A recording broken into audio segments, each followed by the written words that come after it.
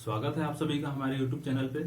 तो चलिए हम लोग बात करेंगे अभी जो हम लोग वीडियो में बात किए थे पिछले वीडियो में कहाँ तक। केवल हमने जो है बात किया था कि अंतरिम गवर्नमेंट यानी अंतरिम सरकार इंटरिम गवर्नमेंट में कौन कौन से लोग जो है शामिल थे। तो इसमें हमने जो है आपको बताया था कि कौन आया, फिर उसके जगह पे कौन गया, फिर कौन आया। तो थोड़ा सा जो है आपको समस्या होगी, लेकिन कंटिन्यू एक दो बार वीडियो ही देख लीजिएगा या फिर नोट्स बना के उसको पढ़ लीजिएगा, याद हो जाएगा। ठीक है, अब हम लोग जो है बात करेंगे कि अंतरिम सरकार का गठन हो गया, संविधान सभा के लिए चुनाव हो गए, सारी चीजें व्यवस्थित हो गई। अब ये हुआ कि भाई संविधान सभा में जो है क्या किया जाए, संविधान सभा में की अब बैठक बुलाई जाए जल्द से जल्द। संविधान बनाना तय ही हो गया था, तो संविधान सभा के लिए जो है बैठक बुलाने की जो है अपनी पूरा एक मंत्रणा बैठी और फिर ये हुआ तय हुआ कि 9 दिसंबर 1946 को पहली बैठक बुलाई जाएगी। ठीक है, तो इस प्रकार से संविधान सभा की जो पहली बैठक हुई वो 9 दिसंबर 1946 को हुई। लेकिन इधर बीच जो अंतरिम सरकार बनी थी उसका काम क्या हो रहा था, तो हम आपको बता दें कि जो अंतरिम सरकार बनी थी, इधर जो है कोई भी अगर बिल पेश होता है या फिर कोई भी जो है सहमति उस पर जो है जताई जाती तो मुस्लिम लीग बार बार विरोध कर देता, अड़चने पैदा कर देता। यानी वो जो अंतरिम सरकार बना था उसका कोई भी कार्य सफल नहीं हो पाया अगस्त 1947 तक, जब तक से कि लोग जो है उसको बाइकआउट न कर गए। ठीक है, मुस्लिम लीग के लोग जब से उससे हट न गए, तो अंतरिम सरकार एक तरह से निष्क्रिय ही बनी रही थी देश की आजादी तक, और जो भी काम हो रहा था संविधान सभा द्वारा संविधान बनाने का काम इधर चल रहा था। तो संविधान बनाने के काम में आप देखेंगे कि 9 अगस्त, हमने क्या बताया कि 9 अगस्त 1946 को, सॉरी 9 अगस्त नहीं, बार बार 9 अगस्त निकल जा रहा है, 9 दिसंबर हम लिख देते हैं पहले। 9 दिसंबर 1946 को पहली बैठक बुलाई गई, पहली बैठक संविधान सभा की पहली बैठक। ध्यान रखिएगा, कभी अगर सवाल पूछ दे कि इस समय भारत के वायसराय कौन थे, तो वेवेल ही थे इस समय। 47 में माउंटबेटन आएंगे, ठीक ना। तो 9 दिसंबर 1946 को पहली बैठक संविधान सभा की बुलाई गई, और संविधान सभा का काम क्या था, तो संविधान को बनाना। ठीक, तो अब जो है 9 दिसंबर को जब बुलाया गया तो इस समय जो है सब लोग इकट्ठे हुए, जितने लोग जो है चुन के आए थे। देशी रियासतों ने जो है क्या किया कि देशी रियासत जो थे उन्होंने अपने प्रतिनिधि अभी भेजना शुरू नहीं किए थे, क्योंकि उनको मनोनयन का अधिकार दिया गया था। वो अपने ओर से जो है कोई सदस्य भेजते, प्रतिनिधि भेजते, लेकिन अभी कोई वो लोग भेज नहीं रहे थे, अपने आप को बाहर रख रहे थे। और मुस्लिम लीग भी जो है इस संविधान सभा का बहिष्कार कर दिया। 9 दिसंबर को वो भी शामिल नहीं हुआ और मुस्लिम लीग बहिष्कार कर दिया। बहिष्कार करने के बाद उन्होंने जो है एक अलग संविधान सभा की मांग ही करने लगे। मुस्लिम लीग जो थे यहाँ से बहिष्कार करने के बाद अलग संविधान सभा का मांग करने लगे। तो इसमें हुआ क्या, 9 दिसंबर 1946 को, ये बात जरूरी है, ये तो 9 दिसंबर को जब पहली बैठक बुलाई गई तो अब ये हुआ कि भाई अध्यक्ष चुना जाए। तभी तो ऐसे 10 इधर से कोई बोलेगा, इधर से कोई बोलेगा, कौन किसकी बात कौन सुनेगा, कोई सुनने वाला भी तो होना चाहिए, कोई कैप्टन होना चाहिए। तो इस तरह से एक अध्यक्ष चुनने की बात हुई। तब ये हुआ कि अध्यक्ष जो है चुना किसको जाए, समस्या ये भी आ रही थी। तो उसी में से जो है तय किया गया कि जिस तरह से फ्रांस की संविधान सभा द्वारा जो है अध्यक्ष चुना गया था पहले दिन, उसी तरह यहाँ भी चुना जाएगा। तो और इसमें अध्यक्ष जो चुना गया वो सबसे बुजुर्ग व्यक्ति को चुना गया। तो सबसे बुजुर्ग व्यक्ति उस समय जो उपस्थित थे वो थे सच्चिदानंद सिन्हा, सच्चिदानंद सिन्हा। तो अस्थायी अध्यक्ष चुना गया। किसको चुना गया, हमने बताया सच्चिदानंद सिन्हा को, सच्चिदानंद सिन्हा को, सच्चिदानंद सिन्हा को अस्थायी सदस्य चुन लिया गया। ये व्यवस्था, अस्थायी अध्यक्ष वाली व्यवस्था कहां से ली गई थी, फ्रांस से। यानी फ्रांस की तरह ही यहाँ पे भी जो है क्या किया गया, अस्थायी अध्यक्ष चुना गया। अच्छा, ये बैठक आयोजित कहाँ की गई थी, तो ये जो है नई दिल्ली के, उस समय तो संविधान सभा जो था, ये संविधान सभा का बैठक कहाँ हो रहा था, ये भी सवाल एक बार एग्जाम में पूछा हुआ है। तो संविधान सभा की जो बैठक हो रही थी वो अभी जो है संसद भवन बना नहीं था। तो संविधान सभा की जो बैठक हो रही थी वो नई दिल्ली के काउंसिल ऑफ चैम्बर पुस्तकालय में हो रही थी। ठीक है, काउंसिल चैम्बर के पुस्तकालय में, जिसे council of chamber of library या काउंसिल चैम्बर का पुस्तकालय कहा जाता है। तो हम इसकी बैठक को भी लिख देते हैं कि बैठक कहाँ हुई थी, ये नई दिल्ली नई दिल्ली के कहा, काउंसिल चैम्बर के पुस्तकालय में, काउंसिल चैम्बर के पुस्तकालय में, काउंसिल चैम्बर के पुस्तकालय में। ठीक है, अब हम लोग जो है बात करेंगे कि इसके बाद ये तय हुआ जो है कि अब सब लोग आएंगे और अगला जो है बैठक 2 दिन बाद तय रखा गया कि अब अगली बैठक जो होगी वो 11 दिसंबर 1946 को की जाएगी। तो अगली बैठक 11 दिसंबर 1946 को फिर से हुई। अब यहाँ पे जो है सबसे पहले जो है ये था कि भाई अस्थायी अध्यक्ष कितने दिन तक रहेंगे, तो इनके लिए कोई व्यवस्था की जाए। तो पहली बार अस्थायी अध्यक्ष यहाँ से हटाए गए और फिर 2 दिन बाद जो है किसको स्थायी अध्यक्ष चुन दिया गया, तो राजेंद्र प्रसाद को। तो यहाँ से स्थायी अध्यक्ष चुन दिया जाता है। स्थायी अध्यक्ष किसे चुना गया, राजेंद्र प्रसाद को। तो ये कहा गया कि ये तो जो है अंतरिम सरकार में भी है, एक स्थायी अध्यक्ष है तो एक उपाध्यक्ष भी होना चाहिए, कभी कभी इनको काम पड़ जाएगा इधर उधर जाने के लिए। तो एक उपाध्यक्ष भी चुना गया, उपाध्यक्ष चुना गया H.C. मुखर्जी को। और फिर इसमें जो है एक सलाहकार भी चुने गए, संविधान सभा का सलाहकार, संवैधानिक सलाहकार। संवैधानिक सलाहकार कौन थे, V.N. राव। तो ये 3 लोग यहाँ पे चुने गए। ठीक है, लोगों ने एक मत होके जो है क्या किया, यहाँ पे चुनाव कर लिया। 11 दिसंबर को ये चीजें जो है हो गई। ठीक है, अब इसके बाद 13 दिसंबर को अगली बैठक हुई, हर 2-2 दिन पे हो रही है। ठीक है, तो 9 दिसंबर, 11 दिसंबर, 13 दिसंबर, इस बैठक वाली पूरी जो है चीज हम लोग एक पूरे वीडियो में देखेंगे। जितने सेशन हुए हैं उसके एक अलग से वीडियो बनेगा इसमें। ठीक है, तो कंफ्यूजन न होइए, पहले आप जो है कंफ्यूजन न होइए, सीधे जो है इसको ऐसे लीजिए। 11 दिसंबर को हो गया, अब 13 दिसंबर को अगली बैठक होगी, 13 दिसंबर 1946 को। हर 2 दिन पे शुरुआत में 2-3 बार 2-2 दिन पे जो है बैठक हुई, आयोजित हुई। ठीक है, तो जो है कहा थे हम, हाँ 13 दिसंबर 1946। अब इस दिन हुआ क्या कि जो है जो पंडित जवाहरलाल नेहरू थे उन्होंने उद्देश्य प्रस्ताव पेश किया संविधान सभा में। उद्देश्य प्रस्ताव, उद्देश्य प्रस्ताव। ठीक, ये उद्देश्य प्रस्ताव जो पेश किया उन्होंने, इसमें जो है आज की जो प्रस्तावना आप देखते हैं उसकी सभी मूल भावों को उसमें जो है दर्शाया गया था। उद्देश्य प्रस्ताव में सारी बात बोली गई थी कि भारत एक संप्रभु राष्ट्र हो जाएगा। ठीक है, इसमें जो है सभी को जो है अधिकार दिया जाएगा, सभी को समान संरक्षण होगा। इस तरह से जो भी सारी बातें हैं सब जो है हम लोग बंधुत्व की ओर जो है एक अग्रसर हों। ठीक है, इस तरह से जो सारी बात थी प्रस्तावना में, तो इसी को आधार बना के बाद में प्रस्तावना जो है बनाया गया।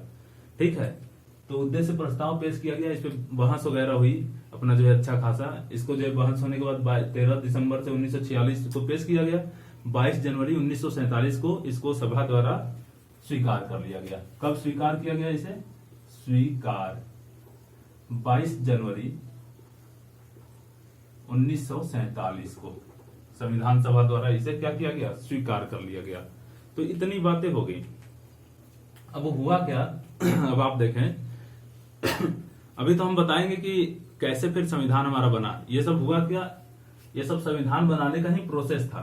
ठीक है तो इसमें अभी तक जो देशी रियासत शामिल नहीं हो रहे थे, प्रतिनिधि नहीं भेज रहे थे, अब उनसे लगातार वेवेल, इधर सरदार पटेल, जवाहरलाल नेहरू, सब लोग लगातार बात कर रहे थे उनसे और जो है उनको मना रहे थे कि भाई आप लोग जो है क्या करिए, अपना जो है इसमें प्रतिनिधि भेजिए, जो संविधान बन रही है उसमें हम लोग आप लोग की भी राय जानना चाहते हैं, कुछ इस तरह से करके।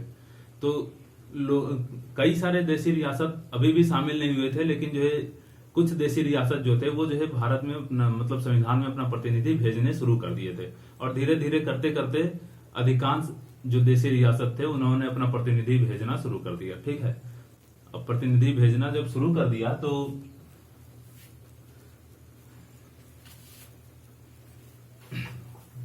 उसके बाद जो है होगा क्या, देशी रियासत भी इसमें शामिल हो गई। संविधान के लिए जो है बातचीत और जोर शोर से होने लगी, संविधान अब किस तरह से बनाया जाए, कैसे क्या किया जाए। ठीक, तो इसके पहले जो है हम संविधान बनाने के क्रम में हम ये आपको बता दें कि जो देखिए देशी रियासत अपना प्रतिनिधि भेजने लगे। प्रतिनिधि भेजने की जो है बात जो थी वो दो आधार पे तय हो रही थी। एक कि हम प्रतिनिधि भेज लेते हैं, देखें क्या बातें हो रही है, और दूसरा जो है ये हो रहा था क्या कि जो देशी रियासत थे इनको भारत में विलय करने की भी काम चल रही थी। ठीक है, कि भाई अब भारत से मिल रहे हैं कि नहीं। स्वतंत्र जो ये भारतीय स्वतंत्रता अधिनियम आता है 18 जुलाई वाला, उससे पहले माउंटबेटन ने जो प्लान बनाया था अपना 3 जून को, कल हमने बताया था कि 3 जून को जो माउंटबेटन प्लान आया था उसमें बोला था ना कि जो है देशी रियासत चाहे तो अलग रह सकते हैं। तब इसमें जो है कई सारे देशी रियासत अपने आप को स्वतंत्र घोषित कर दिए थे। तब इनको जो है भारत में मिलाने के लिए इंस्ट्रूमेंट ऑफ एक्सेशन यानी कि विलय पत्र पे जो है साइन करवाना पड़ा था। कई सारे देशी रियासत से जो है क्या हुआ था, विलय पत्र पे साइन कराने की जो है काम हो रही थी। ये सब जो है चीज हम लोग भारत के एकीकरण में पढ़ेंगे। ठीक है, तो हुआ क्या था कि उसी जो कि जो है भारतीय स्वतंत्रता अधिनियम था, उसी के दौरान जो है संविधान सभा में भी 2 चेंजेस की गई थी। उसको भी हम लोग देख लेते हैं। भारतीय स्वतंत्रता अधिनियम, कल हमने जो है पढ़ाया था ये आपको भारतीय स्वतंत्रता अधिनियम। ठीक है, कल मतलब पिछली वीडियो में भारतीय स्वतंत्रता अधिनियम 1947 क्या जो है बातें चेंज की गई। पहला बोला गया कि ये जो संविधान सभा है, ये पूर्ण रूप से प्रभुत्व संपन्न हो गई है। प्रभुत्व संपन्न हो गई मतलब कि अब ये एकदम जो है ब्रिटिशर्स के जो है अधीन नहीं रह गई, ये अपने आप में स्वतंत्र हो गई। ये जैसा चाहे वैसा जो है कानून बना सकती है, वैसा संविधान बना सकती है। इसमें यह भी बोला गया कि जो है ब्रिटेन की जो पिछली कानून, ब्रिटेन की यानी ब्रिटिश सरकार की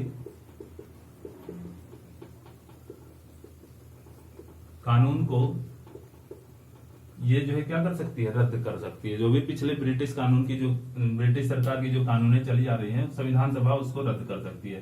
यानी पूर्ण रूप से जो है क्या हो गया, प्रभुत्व संपन्न बना दिया गया उसे भारतीय स्वतंत्रता अधिनियम 1947 द्वारा। ठीक है, इसके बाद आपने देखा, इसीलिए जब ये हुआ तो हमने बताया था कल की राष्ट्रमंडल में जो है क्या हुआ था, राष्ट्रमंडल में जो है भारत स्वतः शामिल हुआ था, न कि किसी के जबरी कहने पे स्वतः शामिल हुआ।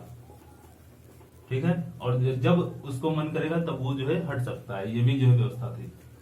दूसरी सबसे इंपॉर्टेंट चीज, संविधान सभा को यह शक्ति दे दी गई, सभा जो है वो 2 प्रकार से काम करेगी। इसका कार्यवाही जो होगा वो 2 टाइप का हो जाएगा, एक संविधान बनाने के लिए और एक कार्यपालिका संबंधी काम यानी सरकार चलाने के लिए। यानी संविधान सभा ही 2 प्रकार से काम कर रही थी। उसी हाउस में जो है 2 प्रकार से काम हो रहा था। जब सरकार चलाने संबंधी कोई बिल पेश होता, ठीक है, सरकार चलाने संबंधी कोई बिल पेश होता या फिर कोई ऐसी जो है सिचुएशन पे जो है मंत्रियों की बैठक बुलाई जाती, हाउस तो वही था, पुस्तकालय वाला ही, लेकिन जब इस तरह की बैठक बुलाई जाती तो ये कार्यपालिका कहलाता, संसद कहलाता था। ठीक है, और जब जो है संविधान के लिए जो है बैठक बुलाई जाती तो संविधान सभा कहलाता था। तो संविधान सभा को इसी जो है स्वतंत्रता अधिनियम के तहत जो है क्या दिया गया, ये शक्ति प्रदान की गई कि ये जो है द्विप्रकृति का जो है ये कार्य करेगा। ठीक, तो जो है संविधान सभा के लिए जो है अध्यक्ष तो आपको पहले ही तय थे कि संविधान सभा के अध्यक्ष कौन होंगे, राजेंद्र प्रसाद थे। और कार्यपालिका के अध्यक्ष कौन थे इस समय, जीवी मावलंकर। तो ये व्यवस्था हुई कि भाई संविधान सभा जो है जब जो है इस संविधान बनाने के क्रम में काम करेगी तो उसका जो है अध्यक्षता राजेंद्र प्रसाद करेंगे, और जब जो है सरकार चलाने के क्रम में कार्य करेगी तो उसका अध्यक्षता जीवी मावलंकर करेंगे। ठीक है, तो ये ऐसा ही होता रहा। आपने पढ़ा भी होगा कि लोकसभा के पहले अध्यक्ष जीवी मावलंकर, ठीक, उस समय लोकसभा बनी नहीं थी लेकिन फिर भी जो है जीवी मावलंकर क्या थे, अध्यक्ष थे। वो लोकसभा का ही, सरकार मतलब जो है संसद का ही कार्य जो है हो रहा था संविधान सभा द्वारा। तो ये व्यवस्था हो गई।